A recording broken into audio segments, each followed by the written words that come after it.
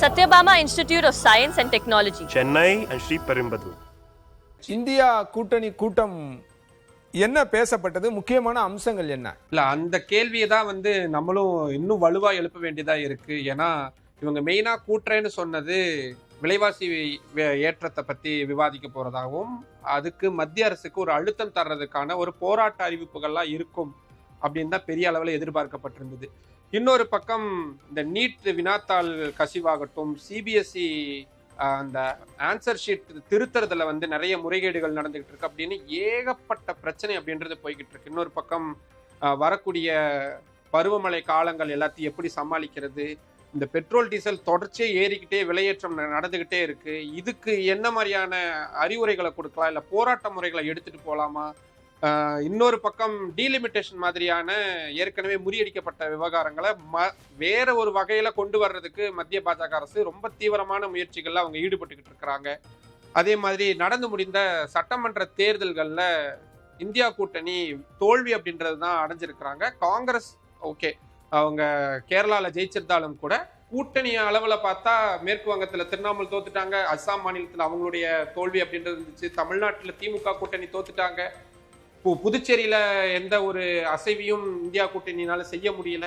இப்படி ஏகப்பட்ட சிக்கல் இருக்கக்கூடிய நிலை. இது எல்லாத்தையுமே கலந்து ஆலோசிப்பாங்க.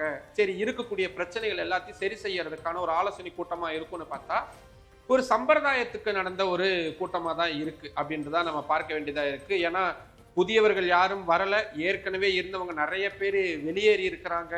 அந்த பதற்றம் அப்படின்றது இந்தியா கூட்டணியில் இருக்கக்கூடிய எல்லாருக்குமே தெரியுது. இந்த கூட்டணி எதை நோக்கி போய்கிட்டு இருக்குது அப்படின்ற ஒரு பெரிய கேள்வி அப்படின்றது எல்லார் மத்தியிலுமே. நீங்க அவங்களோட பாடி லாங்குவேஜ், அந்த வீடியோஸ்ல இருக்கக்கூடிய அவங்களோட பாடி லாங்குவேஜ், அவங்க உட்கார்ந்து இருக்கக்கூடிய துணி, இது எல்லாத்தையுமே பார்த்தாலே தெரியும். அப்கோர்ஸ் நேர்ல நாங்க பார்த்தப்போ அப்பட்டமா தெரியுது, யாருமே பிளசண்டான ஒரு மூட்ல வரல. ஏதோ கூப்பிட்டுருக்காங்க பண்ணணும் அப்படின்றதுக்காக தான் வந்திருக்காங்க. நிறைய பேர் வரல, கூட்டணியிலே இருந்தாலும் கூட உத்தவ் தாக்கரேவெல்லாம் நினைச்சிருந்தா வந்திருக்க முடியும். குறைந்தபட்சம் சஞ்சய் ராவத்தையாவது மகாராஷ்டிரால இருந்து சிவசேனால இருந்து அனுப்பிச்சு வச்சிருக்கலாம். அவங்க எல்லாருமே ஆன்லைனுக்கு மாறிட்டாங்க. ஹேமந்த் சோரன் வரல. இப்படின்னு ஏதோ பண்ணணும் அப்படின்றக்காக ஒரு பண்ணப்பட்ட ஒரு கூட்டமா தான் இருக்குதே தவிர மற்றபடி அவுட்கம்னு பார்த்தீங்கன்னா நாங்கள் 2 மாசத்துக்கூடவே இந்த கூட்டத்தை நடத்தும். இந்த மாதிரி ஏற்கனவே கடந்த காலங்களில் இவங்க நிறைய முடிவுகளை எடுத்திருக்கிறாங்க. தொடர்ச்சியா பேசுவோம், எதா இருந்தாலும் உட்காந்து பேசுவோம், அமர்ந்து பேசுவோம் அப்படின்ட்டு. அது எல்லாமே அந்த ஒரு மொமெண்ட் வரைக்கும் தான். அந்த கூட்டம் முடிஞ்சிச்சுன்னா அது அப்படியே மாறி போயிடுறாங்க. வழக்கம் போல அவங்களுக்கான வேலைகளை பார்க்க ஆரம்பிக்கிறாங்க. ஒட்டுமொத்தமா ஒரு கூட்டணியா எதிர்கட்சிகள் ஓர் அணியில இணைஞ்சிருக்கிற மாதிரி தெரிஞ்சாலும் கூட அது ரியாலிட்டியில அப்படி கிடையாது. இன்னும் எவ்வளவு நாட்கள் இது தாங்கும் அப்படின்றதே ஒரு பெரிய சந்தேகத்துக்குரிய விஷயமா தான் இது மாறி இருக்கு. மற்றபடி ஒரு பெரிய அவுட்கமாலாம் எதுவும் இதுல பார்க்க முடியல. ஒரு நார்மல் கண்டனம் தெரிவிச்சிருக்காங்க, அந்த மாதிரி தான் இருக்கே தவிர ஒரு ப்ரொடக்டிவான எந்த ஒரு அவுட்கமும் அந்த மாதிரி தெரியல இதுல. இல்ல, திமுக இல்லாம நடக்கிற முதல் கூட்டம், இந்த கூட்டத்தில் பங்கேற்றவர்களும் சரி, அவங்க எல்லாமே திமுகவோட ரொம்ப க்ளோஸா டிராவல் பண்ணவங்க. அவங்க ஏதேனும் கேட்டாங்களா? அங்க கிரவுண்ட்ல என்ன மாதிரியான ரியாக்ஷன்ஸ் நம்ம பார்க்க முடிந்தது திமுக இல்ல அப்படின்றத? இல்ல, இது நம்ம திமுக வெளியேறினதை மட்டும் பார்க்காம கொஞ்சம் அதுக்கு பின்னாடியும் போனோம்னா இதோட பேக்ரவுண்ட் நம்ம இன்னும் புரிஞ்சுக்க முடியும். காங்கிரஸ் எந்த அளவுக்கு இந்த கூட்டணிக்குள்ள சிக்கல்களை ஏற்படுத்திட்டு இருக்காங்க அப்படின்றத புரிஞ்சுக்க முடியும். அப்கோர்ஸ் எல்லாருக்குமே நினைச்சிட்டு இருப்பாங்க நிதிஷ்குமார் தான் இந்த இனிஷியேட்டிவை இந்தியா கூட்டணின்றதை ஒன்று உருவாக்கணும்னு நினைச்சாரு அப்படின்றத பெரும்பாலும் நினைச்சிட்டு இருப்பாங்க. உண்மையை சொல்ல போனா மறைந்த பாதல் அவர்கள், பஞ்சாப் மாநிலத்துடைய முன்னாள் முதல்வரும் நம்ம தமிழ்நாட்டுடைய ஆளுநராகவும் இருந்த பாதல் அவர்கள் தான் முதல்ல இந்த இந்தியா கூட்டணி பேர் கிடையாது, ஆனா எதிர்கட்சிகள் எல்லாரும் ஒன்னா சேர்ந்தா மட்டும்தான் பாஜக வீழ்த்த முடியும்ன்ற முதல் அழைப்பு பஞ்சாப்ல இருந்து வந்தது. அந்த சிரோன்மணி அகாலிதளம் கட்சி இந்த கூட்டணிக்குள்ள இல்லவே இல்லை. 2வதா இதுக்கான முக்கியமான பணிகளை முன்னெடுத்தவர் சந்திரசேகர ராவ். அவர் தான் இந்தியா ஃபுல்லா ரொம்ப டிராஸ்டிக்கா பயணம் பண்ணி தமிழ்நாட்டுக்கு பார்த்தாரு. ஹைதராபாத்ல நடந்த மீட்டிங்ல தொல் திருமாவளவனர்களா கலந்துக்கிட்டாங்க. நான் சொல்றது ஒரு தேர்தலுக்கெல்லாம் முன்னாடி ஒரு 1.5 ஆண்டுகளுக்கு முன்னாடி.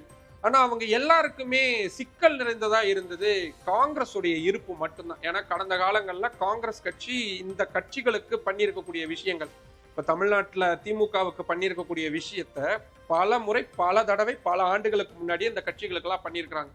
ஸோ காங்கிரஸ் இருக்கிறது இவங்களுக்கு ஒரு தயக்கமா இருந்து, இருந்தாலும் கூட நிதிஷ்குமார்லாம் முன்னெடுத்தாரு. ஆனாலும் பிரதமரா ராகுல் காந்தி அறிவிக்கணும் அப்படின்ற மாதிரியான பேச்சுகள், இது எல்லாமே சிக்கல் நிறைஞ்சதா இருந்தது. அந்த ஒரு நீட்சியா தான் இப்போ திமுகவுடைய அந்த ஒரு ஆப்சண்ட் அப்படின்றத வந்து இவங்க எல்லாருமே பாக்குறாங்க.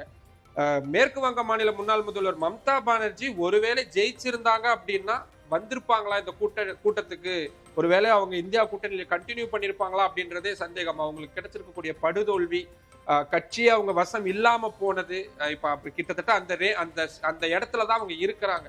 சோ அவங்களுக்கு ஒரு துணை அப்படின்றது தேவைப்படுது, அவங்களுக்கான ஒரு முகம் அப்படின்றது தேவைப்படுது அப்படின்றதுனால உள்ள வந்திருக்காங்க. மாயாவதியை உள்ள கொண்டு வரணும் அப்படின்றதுக்கான முயற்சிகள் எதுவுமே கிடையாது. ஏன் மாயாவதியும் அகிலேஷ் யாதவும் கூட்டணியில ஒன்னா இருந்திருக்கிறதெல்லாம் நம்ம கடந்த காலங்கள்ல பார்த்திருக்கிறோம். சோ அவங்கள இவங்க எல்லாருக்குமே நெருக்கடியா இருக்கக்கூடியது அந்த ஒரு முள்ளா இருக்கிறது காங்கிரஸ் கட்சியுடைய இருப்பாதான் இருக்கு. இன்னைக்கு கூட்டத்துல கலந்துட்டு இருக்கக்கூடிய அத்தனை பேருக்குமே இந்த காங்கிரஸ் கட்சியுடைய செயல்பாடுகள் பல வாரியா அவங்களுக்கு அதிருப்தியில இருக்கிறாங்க. ஸோ திமுக ஒரு முக்கியமான ஒரு பில்லர், அவங்க அதுல மாற்று கருத்தே கிடையாது. என்ன விரும்புறாங்க இப்ப சிவசேனா மாதிரியான கட்சிகள்லாம் என்ன சரி ஓகே திமுக போயிட்டாங்க, ஆனா அதுக்கு ரிப்ளேஸ் பண்றதுக்கு நமக்கு இன்னொரு ஃபோர்ஸ் வேணும், தாவேகா உள்ள வரணும் அப்படின்றத வெளிப்படையாவே எதிர்பார்க்கிறாங்க. சிவசேனாவுடைய மூத்த தலைவர் சஞ்சய் ராவத் எல்லாம் வெளிப்படையாவே ஊடகங்கள்ட்ட அதை பேசுறாரு. ஓகே ஆளும் கட்சியா இருக்கக்கூடிய தாவேகா ஒருவேளை இந்தியா கூட்டணிக்குள்ள வந்துட்டாங்கன்னா பல இன்றைய கூட்டத்துல அது பற்றி பேசப்பட்டதா அப்படின்னா இல்ல, ஒவ்வொருத்தருக்கும் ஒரு 2 மணி நேர ஒரு மீட்டிங்கா தான் இது போச்சு. எல்லாருமே அவங்களுக்குன்னு எழுதி இருக்கிறத பேசுறது, அதுதான் மெயின் அஜெண்டாவா இருந்தது. ஆனா திருமாவளவன் அவர்கள் இன்னைக்கு பயன்படுத்தி இருக்கக்கூடிய அந்த அதிருப்தி அப்படின்றது எல்லாருமே ஏதோ ஒரு வகையில காங்கிரஸ் தலைமை கிட்ட கொண்டு போயிருக்கிறாங்க. அதுல மாற்று கருத்தே கிடையாது. இதான் நான் சொன்ன மாதிரிதான், இப்ப சிவசேனாவுக்கு திமுக இல்லாதது ஒரு விதமான அவங்களுக்கு சங்கடமா தான் இருக்கு. தேசியவாத காங்கிரஸ் கட்சிக்கு திமுக இல்லாத ஒரு வகையான சங்கடம் தான். ஏன்னா சுப்ரியா சுலேவும் திமுகவுடைய கனிமொழி அவர்களும் ரொம்ப நெருங்கிய நண்பர்கள். அவங்க தினம்தோறும் அவங்களுடைய அரசியல் விஷயங்களை பேசிக்க கொள்ளக்கூடிய அளவுக்கு ரொம்பவும் நெருங்கிய ஒரு தொடர்புல இருக்கக்கூடியவங்க தான் 2 பேருமே. ஸோ இப்ப திமுக இல்லாம நாடாளுமன்றத்துல என்ன பண்ணுவாங்க, எதிர்கட்சிகள் என்ன பண்ண போறாங்க? அப்கோர்ஸ் திமுக தரப்புல இருந்து இந்தியா கூட்டணியில காங்கிரஸ் இல்லாதவங்க என்னென்னலாம் சொல்றாங்களோ அதுக்கு நாங்க ஒத்துழைக்கிறதுக்கு தயாரா இருக்கிறோம், மக்கள் நலனுக்கான எங்களோட போராட்டங்கள்லாம் தொடரும்னு அவங்க அனௌன்ஸ் பண்ணியிருக்கிறாங்க. ஆனா பார்லிமெண்ட்டுக்குள்ள ஃபார் தி எக்ஸாம்பிள் இப்ப ராகுல் காந்தியை வந்து எதை விமர்சிக்கிறப்போ இந்திரா காந்தியும் நேருவையும் பத்தி விமர்சிப்பாங்க பாரதிய ஜனதா கட்சியினர். பிரைம் மினிஸ்டர் நரேந்திர மோடி தொடங்கி எல்லாருமே அதை பண்ணுவாங்க. ஆனா அந்த ஒரு அட்டாக் வரும் பொழுது முன்வரிசையில நின்று அந்த ஒரு டிஃபென்ஸை பண்ணது வந்து திமுக, அதுல மாற்று கருத்தே கிடையாது. ஆர் ஆசா தொடங்கி TR பாலு தொடங்கி கனிமொழி தொடங்கி மாநிலங்களவையில திருச்சி சிவா தொடங்கி பல பேர் வந்து அந்த டிஃபென்ஸை வந்து ரொம்ப வலுவா வைப்பாங்க. அப்ப பாஜகவுக்கும் அதை டேக்கிள், ஏன்னா ஒரு பெரிய நம்பர்ல இருக்கிறாங்க, அதை டேக்கிள் பண்றதுக்கு அவங்களும் சிரமப்படுவாங்க, கஷ்டப்படுவாங்க. ஏன்னா பெரிய கட்சி அப்படின்றதுனால பேசுறதுக்கான நேரம் அதிகமா ஒதுக்கீடு செய்யறது எல்லாமே இருக்கும். இப்ப காங்கிரஸை எதிர்க்கக்கூடிய ஒரு மூட்ல டிஎம்கே இருக்கிறாங்க அப்படின்னும் பொழுது ஆப்வியஸ்லி நாடாளுமன்றத்துல அந்த ஒரு பலம் அப்படின்றது இந்தியா கூட்டணி கட்சிகளுக்கு நிச்சயமான ஒரு பின்னடைவா இருக்கு. அது எல்லாருமே அவங்க அது வெளிப்படுத்துறாங்க டைரக்டா. இன்னைக்கு திருமாவளவன் அவர்கள் சொல்லி இருக்கிறது வெளியே தெரிஞ்சிருக்கு. மற்றவங்க எல்லாருமே இது ஏதோ ஒரு வகையில கம்யூனிகேட் பண்ணியிருக்கிறாங்க மல்லிகார்ஜுன கார்கே கிட்டையும் சோனியா காந்தி அவர்கள்கிட்டையும். ஸோ இந்த தயக்கம் திமுக இல்லாதது இந்த இந்தியா கூட்டணியில ஒரு பெரிய சரிவு அப்படின்றத நம்புறாங்க. வெறும் திமுக மட்டும் இல்ல, ஆம் ஆத்மி இல்லாம போயிட்டாங்க.